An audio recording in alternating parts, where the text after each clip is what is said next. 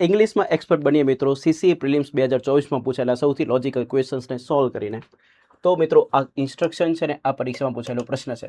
ઇન્સ્ટ્રક્શનને વાંચીએ. Select the most appropriate form of past tense, એટલે કે ભૂતકાળનું યોગ્ય રૂપ મૂકવાનું છે આ ખાલી જગ્યાની અંદર.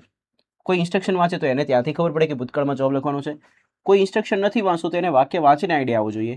આઈ ખાલી જગ્યા French when I was a child. તો અહીંયા જોઈને ખબર પડે વોઝ ભૂતકાળ છે એટલે જવાબ ભૂતકાળમાં લખવાનો છે. તો જે ઓપ્શન ભૂતકાળમાં હોય એને જોઈએ. તો ભૂતકાળમાં વોઝ આવ્યું, વોઝ વેર પછી આઈએનજી આવી શકે, આ ચાલુ ભૂતકાળ બતાવે. ડન. વેર આઈએનજી, તો વોઝ વેર આઈએનજી આવી શકે, આ બી ચાલુ ભૂતકાળ બતાવે. સ્ટડીડ એટલે કે ભણવાની જે ક્રિયા છે એનું ભૂતકાળનું રૂપ થાય છે સ્ટડીડ, એટલે કે આ V2 છે, સાદો ભૂતકાળ બતાવે, આ બી આવી શકે. અને વોઝ સ્ટડીડ બી આવી શકે, પણ વોઝ સ્ટડીડ સાદા ભૂતકાળનું છે ને પેસિવ વોઇસ છે, અને આ જે V2 ફોર્મ લખો ને એ એક્ટિવ વોઇસ છે. ચારે ચાર ઓપ્શન ભૂતકાળમાં છે. તો હવે શું આવે એ જોવું પડશે. તો ફ્રેન્ડ્સ ધ્યાનથી દેખજો કે અહીંયા કર્તા તરીકે કોણ છે? આઈ, અને આઈ સાથે ભૂતકાળમાં V2 બી આવી શકે. દુનિયાના બધા કરતા સાથે V2 તો આવી શકે, અને આઈ સાથે વોઝ અને વેરમાંથી મૂકવું હોય તો શું આવી શકે? વોઝ. એટલે આ જે વેર વાળો ઓપ્શન છે એ તો ખોટો થઈ ગયો. રેડી? હવે વોઝ સ્ટડીંગ, સ્ટડીડ ને વોઝ સ્ટડીડ, આમાંથી શું આવશે જવાબ જોઈ લઈએ. દેખો વોઝ સ્ટડીડ લખું તો કયો વોઇસ થઈ જાય? Passive voice. કરતા કોણ છે? આઈ. જો વાક્યમાં આપેલો કરતા એ વાક્યમાં આપેલી ક્રિયા કરી શકતો હોય ને તો એ એક્ટિવ વોઇસમાં લખાય, પેસિવમાં લખાય નહીં. તો હું કરતા તરીકે આઈ એટલે હું જે છે એ ફ્રેન્ચને ભણવાની ક્રિયા કરી શકું તો એક્ટિવ વોઇસમાં વાક્ય આવશે. તો પેસિવ વાળો ઓપ્શન કેવો થઈ જશે? ખોટો. હવે ફાઇટ રહી ઓપ્શન એ અને સી ની વચ્ચે. એ અને સી માંથી કયો બેસ્ટ આન્સર છે આપણે નક્કી કરવાનું રહેશે. તો જોઈએ.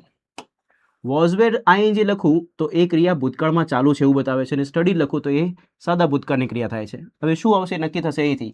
Van I was a child, જ્યારે હું બાળક હતો ત્યારે, તો આ એક ચોક્કસ અવસ્થા બતાવે છે. શું બતાવે છે? અવસ્થા.